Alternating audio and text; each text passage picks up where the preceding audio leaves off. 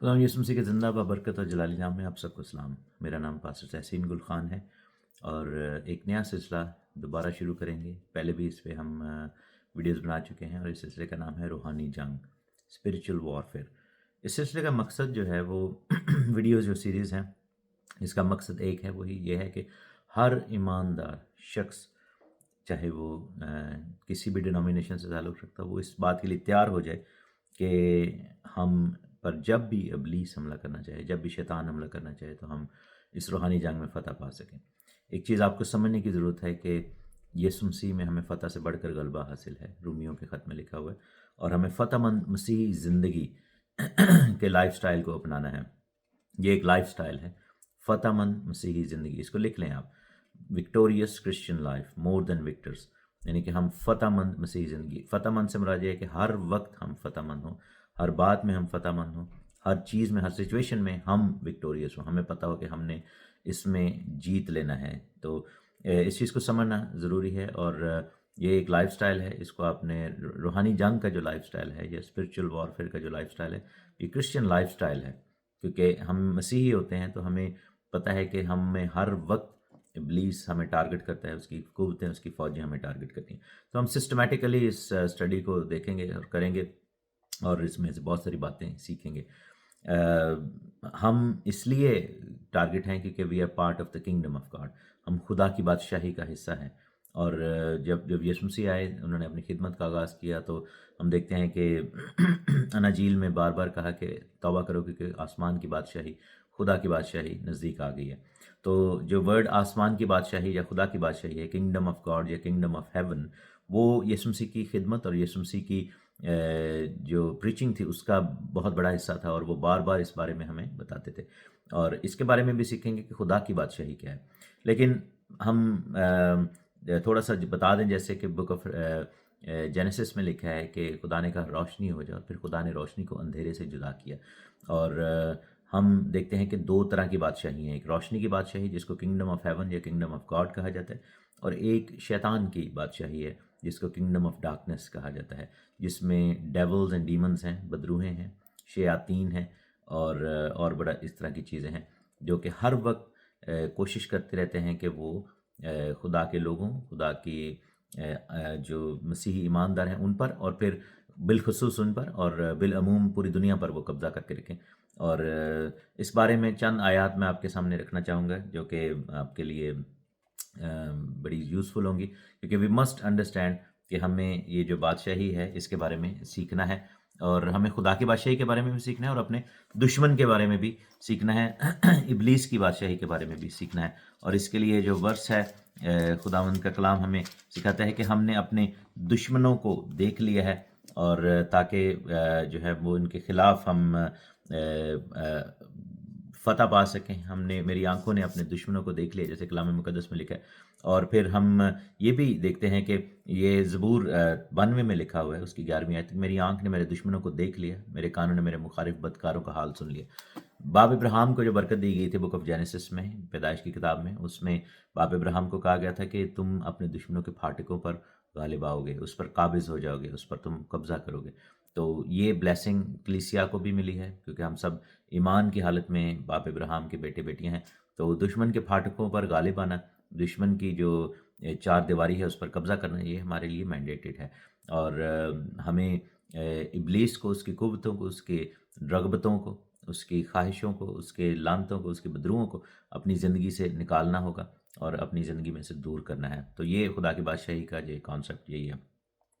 हम सिस्टमैटिकली, जैसे हमने कहा कि हम सीखेंगे, रोज़ बरोज़ इस बारे में सीखेंगे कि कैसे रूहानी ज़िंदगी और रूहानी जो आपकी बरकत है उसको कैसे आप रिसीव कर सकते हैं, रूहानी जो ज़िंदगी, फ़तहमंद ज़िंदगी, उसको आप कैसे लीड कर सकते हैं।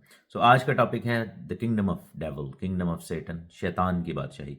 इसके बारे में सबसे बड़ी जो गवाही है वो खुदा यीशु मसीह ने दी। कलाम मुक़द्दस में लिखा हुआ है, मत्ती की इंजील, उसके हमें वार्न किया हुआ है, मत्ती की इंजील उसके 12वें बाब उसकी 22वीं आयत में लिखा हुआ है कि जब ये गूंगे अंधे गूंगे को लाए, उसमें बदरू थी तो वो उसको अच्छा कर दिया। तो यीशु मसीह ने जब ये किया तो फरीसियों ने सुनकर लिखा कि ये बदरुओं के सरदार की बालज़बूल की मदद के बगैर बदरुओं को नहीं निकालता। और उनके ख्यालों को जानकर यीशु ने उनसे कहा कि जिस बादशाही में फूट पड़ जाती है وہ ویران ہو جاتی ہے. جس شہر یا گھر میں پھوٹ پڑے گی وہ قائم نہ رہے گا. اگر شیطان ہی شیطان کو نکال دے تو وہ اپنا مخالف کیوں کر ہو گیا، پھر اس کی بادشاہی کیوں کر قائم رہے گی. تو یہاں پر پھر آگے جا کر کہتے ہیں کہ لیکن اگر میں خدا کے روح کی مدد سے بدروؤں کو نکالتا ہوں تو خدا کی بادشاہی تمہارے قریب آ پہنچی. یہاں پر یسوع مسیح نے دو بادشاہیوں کا ذکر کیا ہے، دو متحارب جو یعنی کلیشنگ کنگڈمز ہیں ان کا ذکر کیا ہے کہ یہ دونوں بادشاہیں ایک دوسرے کے خلاف کھڑی ہیں.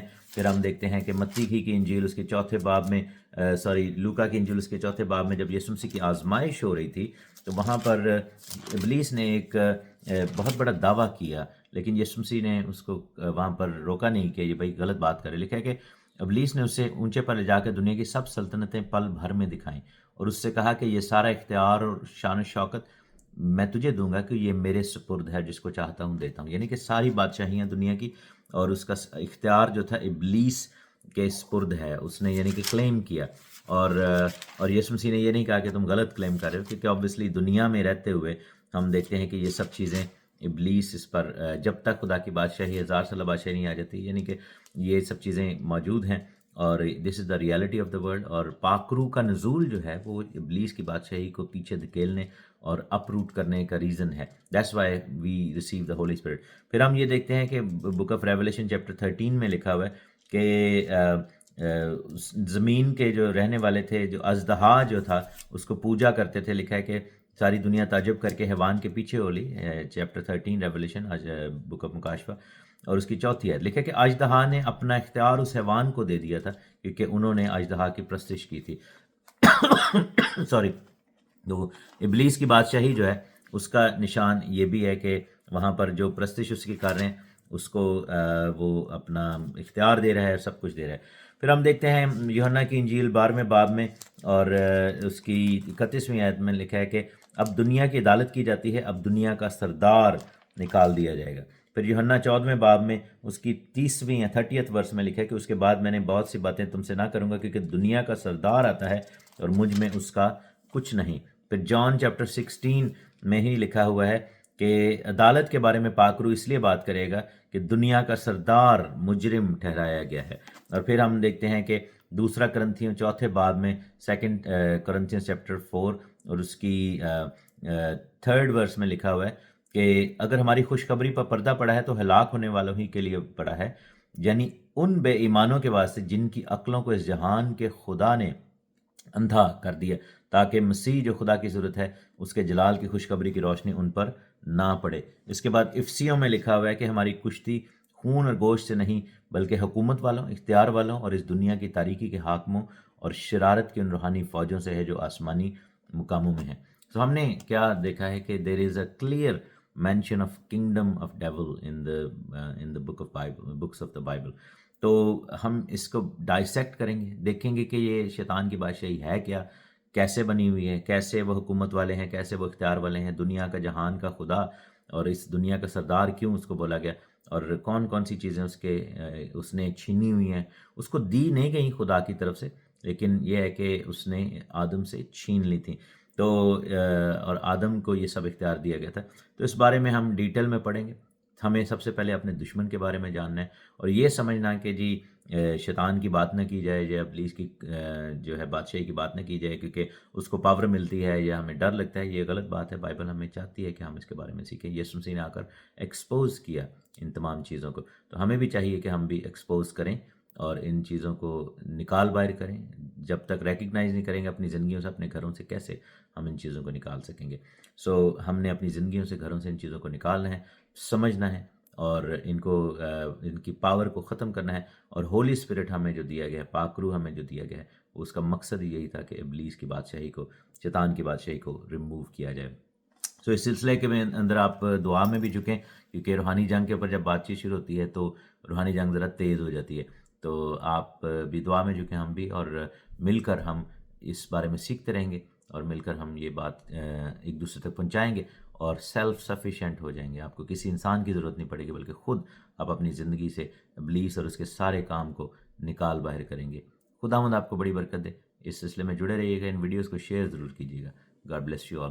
آمین. God bless you.